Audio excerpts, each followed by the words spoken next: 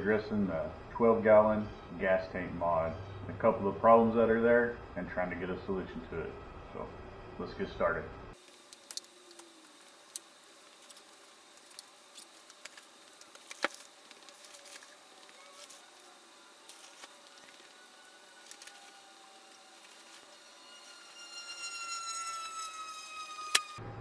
Alright y'all, so in the 5-month review video, I talked a little bit about a potential problem that there is with this upgrade. They put a seat mount in the back deck and they left some really long screws, and then you have the bottom of the seat post there. It swelled and it started digging into those screws and it was hitting that post. It was real hard to get the cap off, so what we're going to do is we're actually going to pull the tank out. We're going to move the cranking battery to the other side and then associate the tank over here on the starboard side. That's how the previous models of this boat were until they went to this rear deck configuration. So I'm going to go ahead and get that tank pulled out and then we'll go from there. Alright y'all, so what we got is up underneath here are the screws that I was referencing. And that's the bottom of the plate for the seat bracket. You can see how if this thing swells up, it can start digging into that stuff. Whenever we get the gas tank out, we're going to go ahead and cut those screws off. That way they're not a problem for anything because they're too long anyways.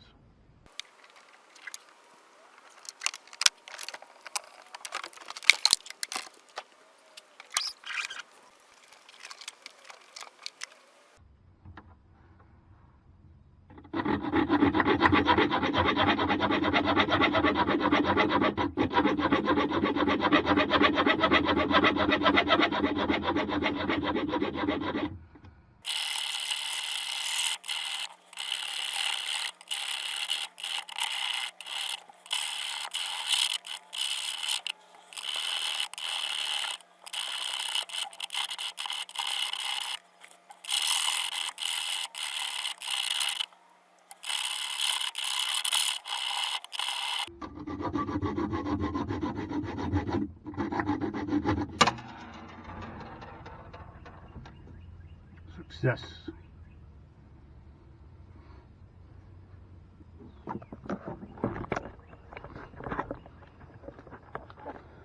So I just want to show you guys the difference.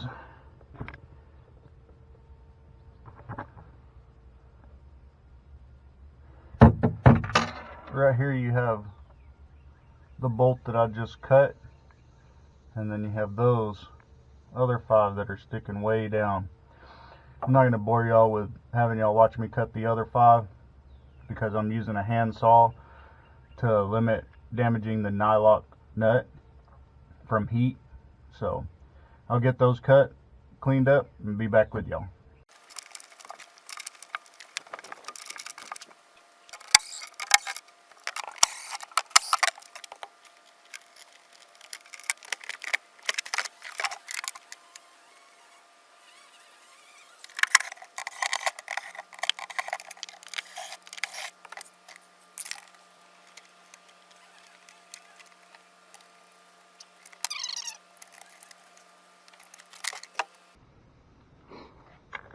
Alright, now that we've got everything out of the way, I'll finish cleaning up a little bit. We got the bolts cut. I'm going to mock it up to get the battery over here and the tank over there.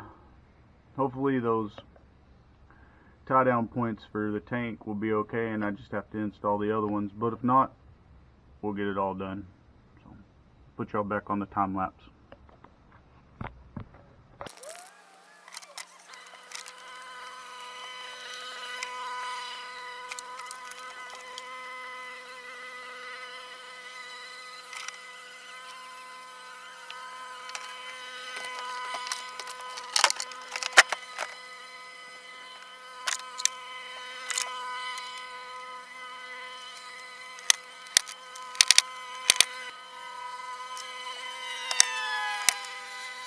Looks like we are going to have to drill new holes for those. Let's wrestle this thing back out. It's about half full of gas, so.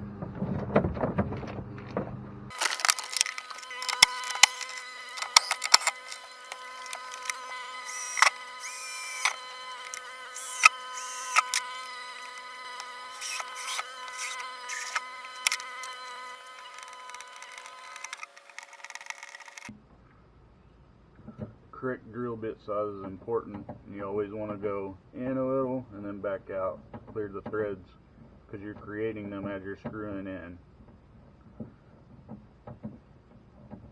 Once you're all the way through, you should be able to spin it a lot more freely than whenever you're actually digging the threads in.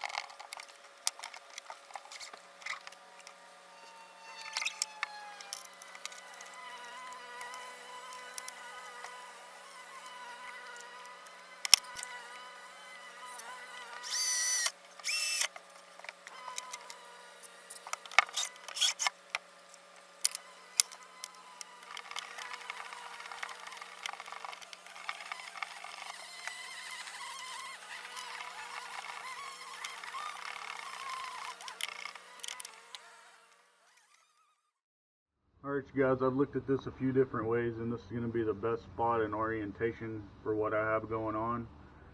Whenever I do upgrade the system for my grass, I'm going to add a lithium battery that I have, and I'll still be able to put it here and it'll be covered by the hatch whenever it's closed. So I'll go ahead and get this installed here. We'll put the tank back in, and then we'll run all of our wiring and our fuel hoses and clean it all up. Let's get back to it. Oh, one other thing that I wanted to point out. These are self-tapping screws. They're great for aluminum boats. I'm going to use those. That's what was in there before, so we're going to go back with the same thing.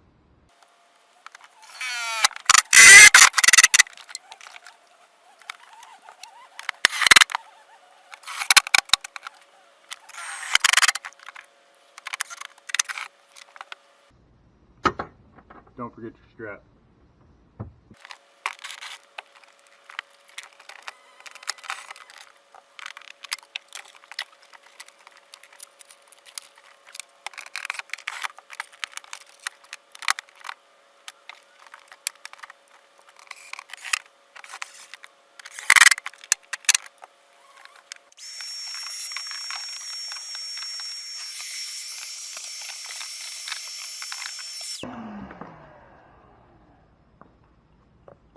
Always clean up your mess. Alright, let's wrestle that tank back in.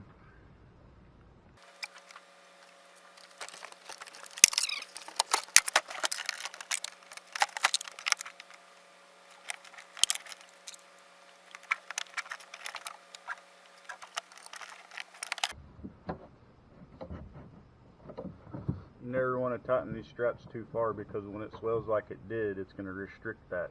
It could cause problems doing that as well.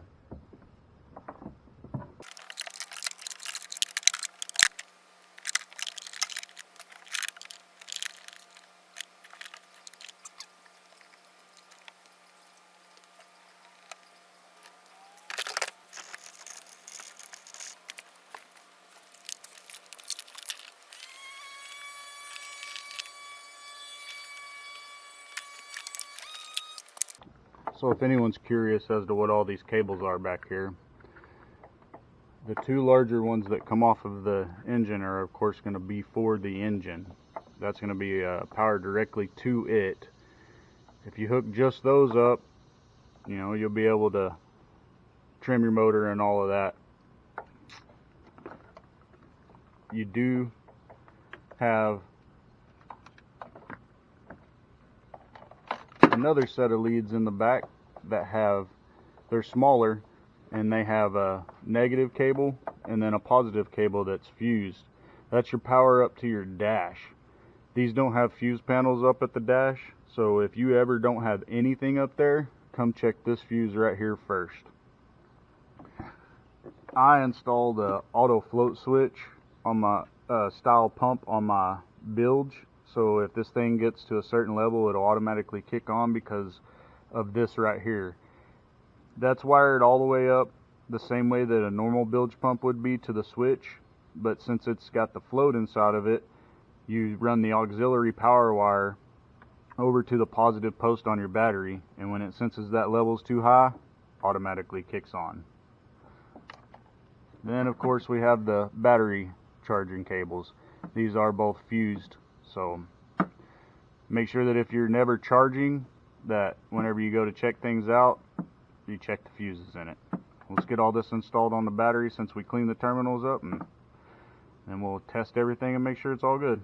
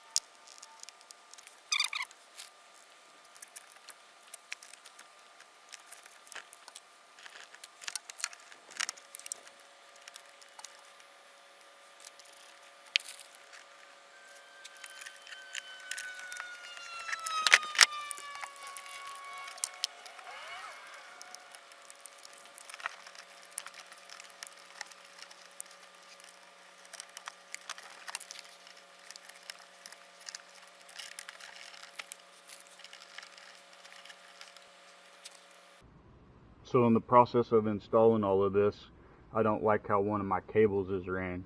So I'm going to go ahead and take the time now, and I'm going to run it the way that I want it to run so it's nice and neat.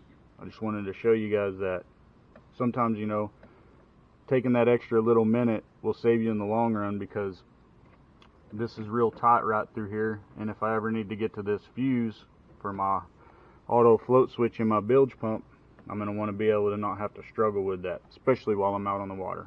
So let me pull that off and we'll get it routed the way that I want it.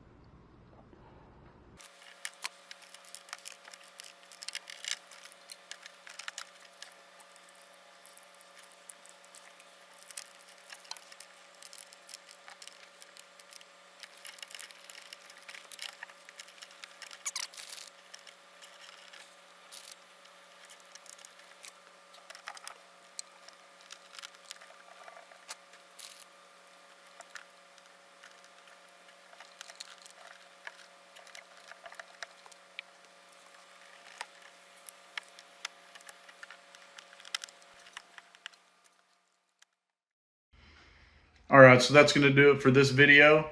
We got everything moved around and all nice and neat. I walked through clip that I'll be playing here in just a second. We'll get this thing out on the water in the next few videos and check it out performance-wise. See if it benefits it in any way, moving it over there other than just getting it away from those bolts. So y'all stay tuned. Be watching for the upcoming videos, and we'll see y'all on the next one.